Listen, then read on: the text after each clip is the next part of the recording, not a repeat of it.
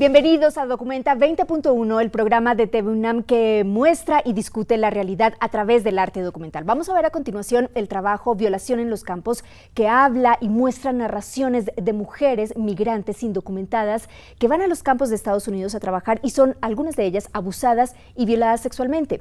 No denuncian por temor a ser deportadas.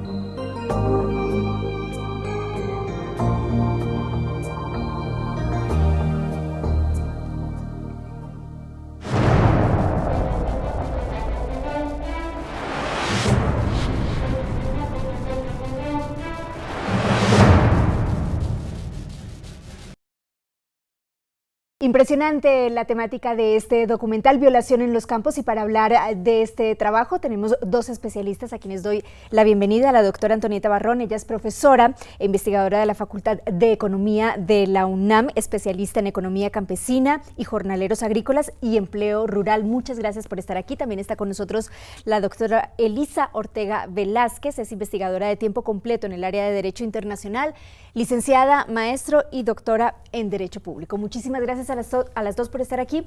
Es casi evidente, es cotidiano el abuso que sufren estas mujeres, tanto que casi no sorprende de manera desafortunada. Aunque es obvio de alguna manera, ¿cuál diríamos que es el perfil de estas mujeres que sufren abuso físico, sexual, laboral, legal, jurídico? ¿Cuál es el perfil, doctora? Bueno, en primer lugar son trabajadoras agrícolas. El documental no señala cuántas mujeres están en esas condiciones y yo he estado insistiendo en distintos documentos y foros que no podemos saber exactamente cuántas son. Estaba revisando cuántas mujeres están sujetas a trabajos en la agricultura. El censo agrícola de 2014 de Estados Unidos dice que son como 105,000 mujeres. Revisando nada más de fresa, hay 41,000 acres, o sea, como 20,000 hectáreas. Una hectárea de fresa donde hay muchas mujeres, yo creo que predominan el trabajo femenino. Una hectárea de fresa necesita 750 jornadas, que es brutal, ¿no? El jitomate necesita 200 jornadas. Entonces, bueno, ahí tenemos donde se concentran las mujeres. Yo creo que es donde aumenta la violencia, porque bueno, si están en campos agrícolas donde hay hombres y mujeres trabajando, la situación es más difícil porque siempre va a haber un compañero o compañeros que pudieran protestar porque agarra a una mujer y la desaparecen o se la llevan allá atrásito, ¿verdad? Claro. Pero donde se concentran las mujeres, como todos los berries que además se pusieron de moda, hay que comer toda clase de berries por los antioxidantes. Sí, porque nos mantiene jóvenes. La superficie en Estados Unidos aumentó muchísimo, es el primer productor, el primer exportador de frutas. Si hay regiones que nosotros podemos ubicar donde se concentran las mujeres, seguramente allí es donde se han exacerbado la violencia contra ellas. ¿Quiénes son las más afectadas? Bueno, aquí la licenciada que ha de saber más que yo en materia legal, pero bueno, las mujeres, pero sobre todo las mujeres indocumentadas, las adolescentes, jovencitas, niños casi no hay muy pocos niños porque bueno, en eso se cuidan muy bien los gringos y como les sobra mano de obra, hay pocos niños o casi no están. Yo encontré por ahí de 100 encontré un niño de 14 años, pero además no se veía de 14 años, ¿verdad? Claro. Ahora, y este mujeres escenario, indígenas. Mujeres indígenas que además de tener la desventaja de no dominar el idioma, tampoco ni siquiera, a veces en muchas ocasiones, no hablan español. Entonces es una vulnerabilidad yo creo que sobre esa es otra. Otra característica del perfil de las mujeres violentadas, ¿sí? Que hablan mal o no hablan el inglés, porque no solamente las indígenas, sino pues hasta las no indígenas, ¿verdad? No, una persona que busca migrar, Elisa, justamente iba a eso. La doctora Antonieta planteaba un escenario que incluso de por sí es grave, es decir, necesitar de la presencia de los hombres para poder sentirse más segura en su área de trabajo. Son vulnerables por ser mujeres, son vulnerables porque no tienen documentos. Cualquier denuncia que hagan es arriesgarse a perder el trabajo o a ser devueltas a un país de donde ellas salieron a buscar una oportunidad.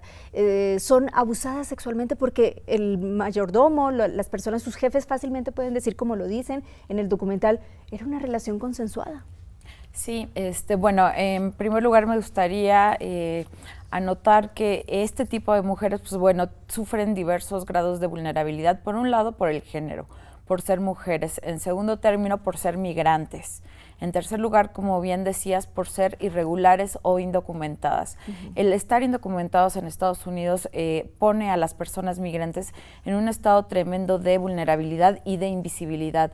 Se mueven en espacios de no existencia porque cualquier denuncia o cualquier llamada de atención a violaciones a sus derechos humanos básicos, digamos, pago de horas extras, descanso entre jornadas, por supuesto abuso sexual, pues bueno, las expone en este caso porque son mujeres a ser deportadas, ¿no? A que el patrón, el empleador, el mayordomo, que es a quien el empleador le da esta autoridad para manejar a este grupo de mujeres y de hombres también, pues bueno, con una simple llamada las deportan, claro. ¿No? Tenemos que en Estados Unidos prevalece una política migratoria en la que en primer lugar está la seguridad nacional, que es digamos un concepto indeterminado en el que puede caber cualquier tipo de cosas, sobre los derechos humanos de las personas más vulnerables. En este caso las mujeres jornaleras, las mujeres migrantes, en especial las de origen mexicano, por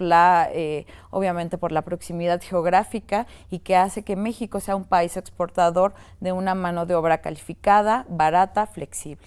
Y lo platicábamos, Antonieta, hace un momento, es la mayoría de las trabajadoras en algunos cultivos, como el que mencionabas, fresa, por ejemplo, son mexicanas. Sí. Los mayordomos también son mexicanos. A nosotros nos llamaba la atención que viendo el documental, quienes abusaban, quienes violaban a las mujeres no eran estadounidenses, no eran los patrones estadounidenses, o a lo mejor sí ya tenían la nacionalidad, pero eran de origen latinoamericano y mexicano, me hacías tú la aclaración.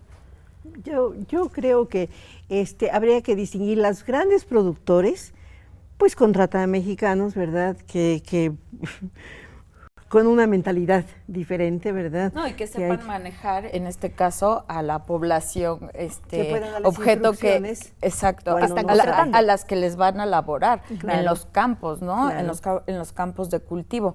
Pero a mí me parece que el tema de la violencia contra las mujeres y el tema de la violencia sexual en específico no diferencia nacionalidades, ¿no? Porque tan violentadores son los estadounidenses, que en este caso son los empleadores que permiten eso, bajo su ojo todo eso se hace, ¿no? Y estos mayordomos que pueden ser ya de segunda generación. Hay que recordar que en Estados Unidos hay sobre 40 millones de personas con origen mexicano. De estos 40 millones tenemos 11.3 millones en estatus irregular, ¿no?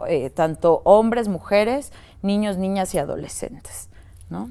El abuso se da, es decir, pareciera que lo decía Lisa hace un momento, el empleador tampoco, él podría ponerse con cierta facilidad del lado de la víctima y decir, usted está en mi área de trabajo, la vamos a apoyar y la vamos a defender, vamos a seguir una investigación jurídica, pero no, se pone del lado del abusador. Por supuesto, por supuesto. Y si el patrón no es ajeno al trato que le da el capataz a los trabajadores, ¿no? Pero como no existen, tú te haces cargo, yo necesito 100 trabajadores o 100 mujeres trabajadoras para que cortan esta mañana 20 acres o 10 acres, qué sé yo. Estas son las reglas. Si se cae, si se enferma. Bueno, se dan casos tan violentos que aquí en Oxnard, que si se paran varias veces, más de 3 o 4 veces, lo suspenden un día a las mujeres, sí. porque se estiraron mucho. La fresa se recoge agachado, ¿verdad? Claro. Entonces, claro, imagínate 10 horas trabajando. Eso lo sabe el patrón. Y no le importa al empleador porque justamente él ha ejercido un abuso laboral desde antes. A lo mejor él no es la persona que viola a las mujeres, pero lo permite porque él ejerce antes un abuso laboral y entonces no es sancionado, no es perseguido, no es investigado, y que su mayordomo haga este abuso físico y sexual sobre la mujer es una cosa sobre la que él no se tiene que preocupar. No. ¿Es eso? No, porque ¿cómo? Pero es violentador. Sí, es claro. violentador de los derechos humanos de estas mujeres a tener una vida libre de violencia. Y es violento el Estado que permite que se desarrollen trabajos en estas condiciones, ¿no? Donde prevalece la violencia sexual, en específico con los grupos poblacionales más vulnerables, en este caso las mujeres migrantes irregulares, ¿no? O que no tienen documentos. Pero tiene tanta responsabilidad del Estado que lo permite, el productor o empleador que deja que esto pase ante su ojo sin hacer o tomar ninguna acción, y realmente lo que importa es, digamos, la producción, ¿no? A mí tenme tal cantidad de manzanas, de huevo, ¿no? Que es lo que se ve en el documental, pero bueno, esto se expande a todos lados. Y detrás de esto me parece que está el paradigma, grosso modo, del patriarcado, y ya sí lo vemos por ejes de análisis, la masculinidad hegemónica, ¿no? Donde convergen, por un lado, el gobierno, que está de acuerdo, por otro lado, el ideal cultural, y por otro lado, este tema de que las relaciones entre las personas se desarrollan desde una subordinación, ¿no? De el hombre arriba y la mujer abajo, ¿no? Y cómo son así se desenvuelve, no solamente a nivel de migración, sino a nivel mundial, todo se desarrolla así, ¿no? Estas relaciones de poder, de arriba el hombre y abajo la mujer. Si no, veamos cuántos directores generales de las compañías transnacionales hay, cuántos hombres, cuántas mujeres. Esto se expande a todos lados, hasta los ámbitos más frívolos, como podría ser, por ejemplo, el cine hollywoodense. Tenemos que el actor mejor pagado puede ganar arriba de $100 millones al año, y la mujer mejor pagada gana 30, 40 millones de dólares al año. Entonces, esto es un tema, digamos, estructural, un paradigma en el que vivimos. Y por supuesto que perjudica más a las poblaciones más desfavorecidas. En este caso, tienes una mujer que es migrante, que es indocumentada, ¿no? Que Claro. es indígena. Que es indígena, por supuesto, y también en dado caso puede ser menor de edad, ¿no? Entonces tienes esta vulnerabilidad que la vas gradando, y entonces ves que de pronto tienes 5 vulnerabilidades, ¿no? Por decir algunas, ¿no? Indígena, no habla el idioma, ¿no? Y además tiene, como todas las mujeres me parece que tenemos, toda esta sobrecarga de trabajo no reconocida, ¿no? Y además tiene la necesidad, ¿no? Es una persona, mujer u hombre, tiene la necesidad de un trabajo y por lo tanto soporta todo hasta que llegan ya a un punto en donde algunas muy valientes deciden denunciar y deciden hacer un seguimiento jurídico del caso, y en este caso denunciarlo públicamente, como es el documental que se hizo, ¿no? Fíjate, el documental habla del abuso físico, de la violencia física, que es la más brutal. Bueno, la más brutal de sexual, inmediato, claro. La sexual, ¿verdad? Es brutal. Pero todo este grupo de trabajadores del campo son violentados en el salario, en la jornada de trabajo, en las formas de pago, en la falta de servicios de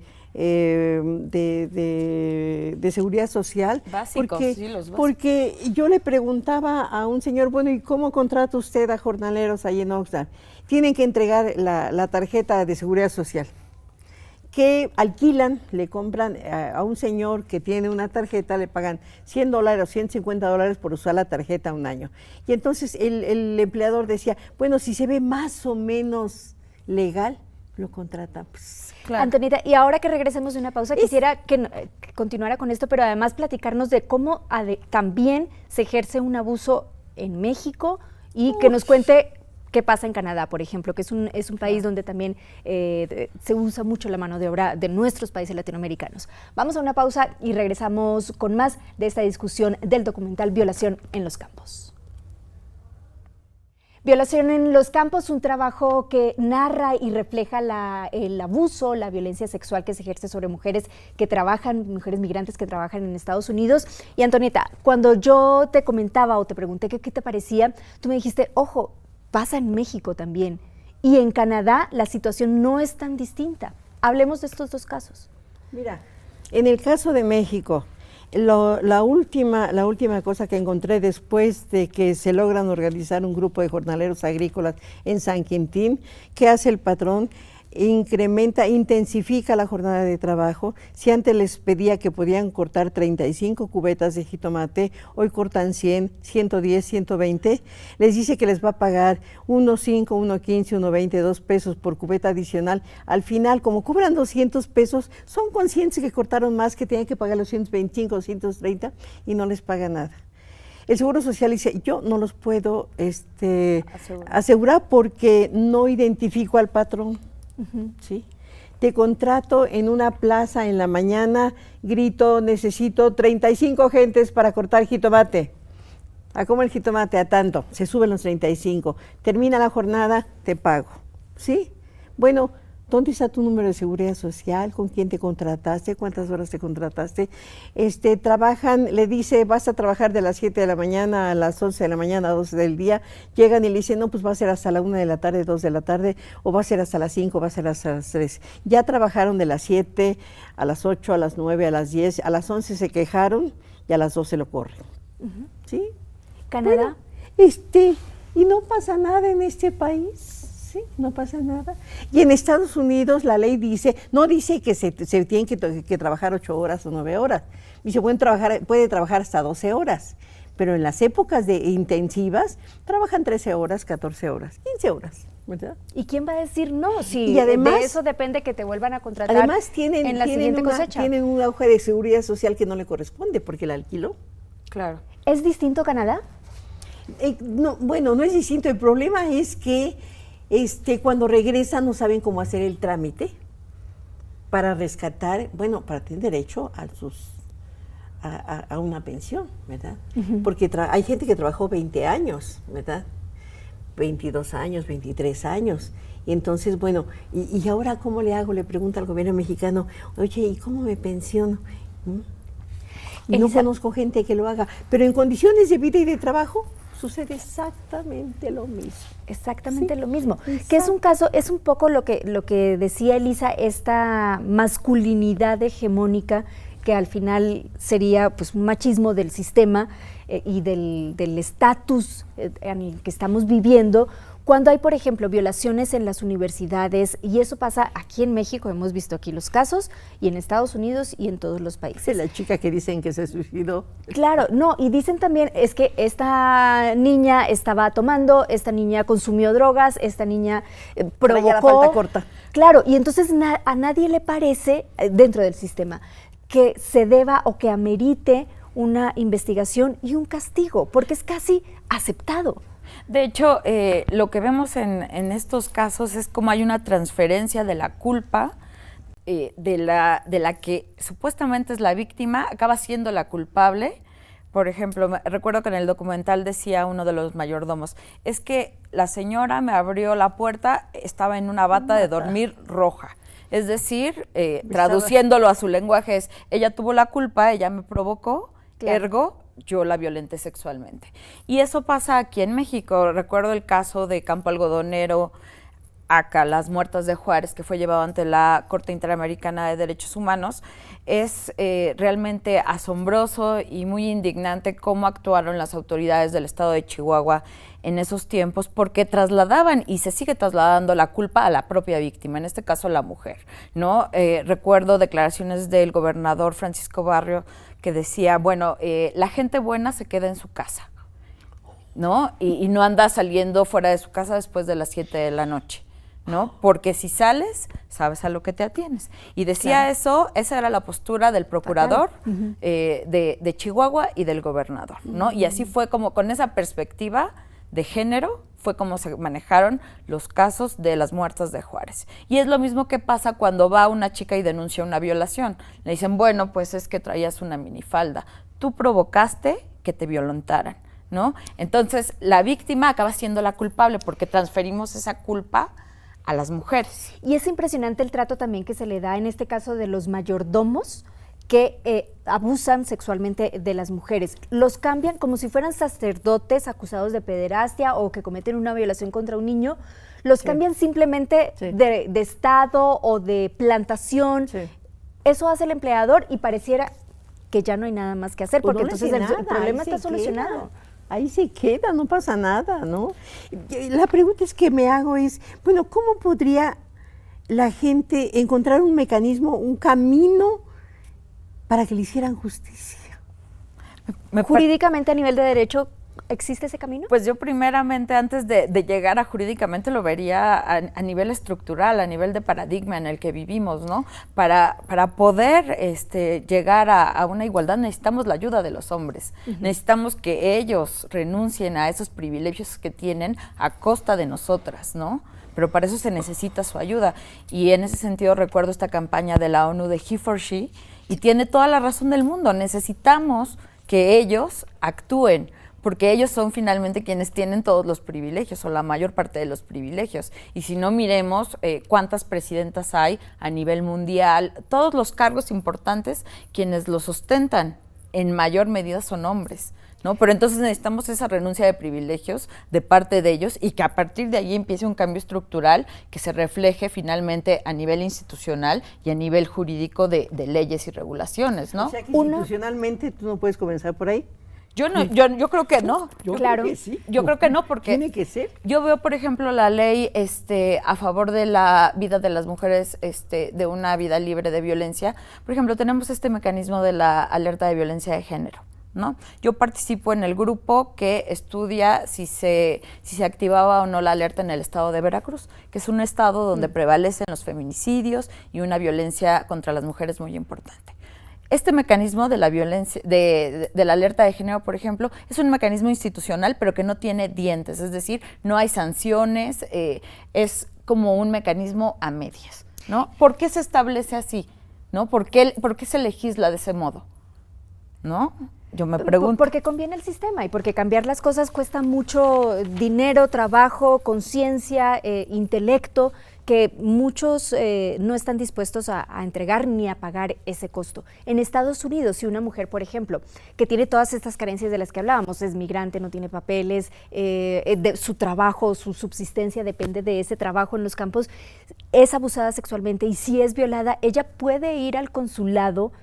¿Y esto cambiaría las cosas o no hay, en realidad esa protección o respaldo del país no estaría presente? De entrada, el país está obligado, para eso son los funcionarios consulares, ¿no? Para otorgar protección y asistencia legal, jurídica, social a los nacionales que están en otro país, ¿no? México es parte de la Convención de Viena sobre Relaciones Consulares y Estados Unidos también es parte de esa convención, ¿no? Y entonces sí, los consulados están obligados y además tienen el presupuesto, que podría ser más, por supuesto, pero digamos que México tiene la red consular más grande que hay en la Unión Americana, ¿no? Tiene 50 consulados, o más de 50 consulados. Entonces, por supuesto, deberían de acudir a sus consulados, pero también hay mucha falta de información y hay mucho miedo a la deportación. Claro. ¿No? Y más en la era del neoconservadurismo, donde tenemos Trump, donde tenemos un intento Le Pen, donde tenemos Mariano Rajoy en España, por nombrar solo algunos. El sheriff Arpaio, por ejemplo, ¿no? Estos personajes. Claro, y estas acciones simbólicas como la de Trump de la semana pasada, de otorgarle un perdón público a una persona que violó derechos humanos sistemáticamente, ¿no? Y incluso este perdón todavía no era necesario que Trump se pronunciara al respecto, pero es una herramienta, digamos, demagógica para politizar el tema y decir, bueno, aquí el control de la migración lo tengo yo, ¿no? Y perdono a aquel que viola derechos de los migrantes.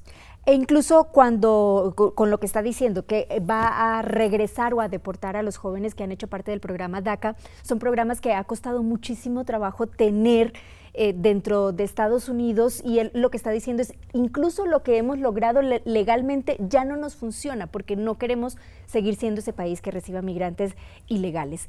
En el caso de Trump, tenemos, Antonieta, cifras que nos reflejen que la situación ha sido mucho más grave para las mujeres que trabajan en los campos agrícolas en Estados Unidos, ¿o es igual? No sabría decirte sí.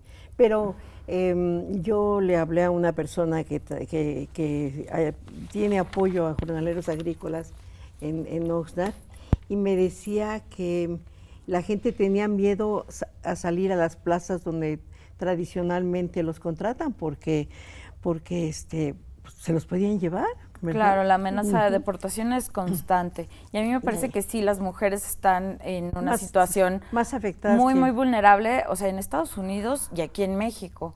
Se acaba de hacer un estudio sobre las solicitudes de asilo de mujeres en Estados Unidos y en Canadá, y se ha visto cómo se niegan sistemáticamente estas solicitudes de asilo, sobre todo en el periodo del sexenio de Calderón, de la llamada guerra contra el narco en México, y cómo se fueron negando sistemáticamente por parte de Estados Unidos y de Canadá el asilo a estas mujeres. En esta época se disparan las solicitudes de asilo y por eso es que se establece el requisito de visa de Canadá a mexicanos, ¿no? Y no en reciprocidad porque México no hizo lo mismo, pero es muy interesante si se analiza desde la perspectiva de género. Si se hace un análisis de los hombres huyen de México o empezaron a huir, digamos, en ese periodo por el narco. Sí, precisamente por la guerra contra el narco. Pero si se ven las solicitudes de asilo de las mujeres, son otras las razones. Son feminicidios, son incestos y son violencia sexual por parte de parejas, esposos, novios, amantes, amigos, tíos, primos, hermanos, papás, abuelos, etcétera. Bueno, para terminar, desafortunadamente se nos acaba el tiempo, pero para terminar les pediría a las dos que nos regalaran una breve conclusión sobre esta situación de las mujeres en particular, que trabajan especialmente en los campos agrícolas en Estados Unidos y que están sufriendo violaciones o abusos, algunas de ellas, y pareciera que no tuvieran salida. A futuro, ¿cómo podrían cambiar las cosas y qué se necesitaría para mejorar esta situación? Antonieta. Bueno, yo creo que lo más elemental, nosotros no podemos tener influencia sobre las leyes en Estados Unidos, pero el gobierno mexicano, a través de sus consulados, no podría caminar por los lugares donde están esos jornaleros migrantes. En Oxnard llega el cónsul, ¿verdad?, a organizar las fiestas del 15 de septiembre, la de la Virgen de Guadalupe, por el amor de Dios, ¿verdad? Un papel diferente del gobierno mexicano. Claro. Elisa Ortega, perdón, una conclusión breve para terminar. Sí, bueno, pues de entrada dejar esta política del gobierno mexicano de no hacer política en temas migratorios, ¿no? Tener una posición activa tanto en migración regular y documentada como en irregular. En regular estoy pensando en las visas H2A y H2B, en las que el gobierno mexicano tiene poquísima injerencia y donde se cometen una serie de irregularidades en contra de los trabajadores migrantes, por ejemplo, el cobro en los reclutamientos, ¿no? Cobros altísimos por los que los trabajadores tienen que estar trabajando 6 meses, 1 año, para poder pagar que los contrataran, ¿no? En el caso de los migrantes irregulares, por supuesto, dar información de que pueden acudir a los consulados y también decirles a los migrantes que acudan a sus redes de migrantes, porque la verdad es que están más organizados de lo que creemos y entre ellos se ayudan muchísimo, ¿no? Entonces hay clubes, hay organizaciones de migrantes, redes sociales, etcétera. Muchísimas gracias a las dos por acompañarnos y compartir toda esta experiencia académica e intelectual. Gracias. Gracias. Y muchísimas gracias a ustedes por acompañarnos en este análisis y discusión de este documental Violación en los Campos. Gracias. Hasta la próxima.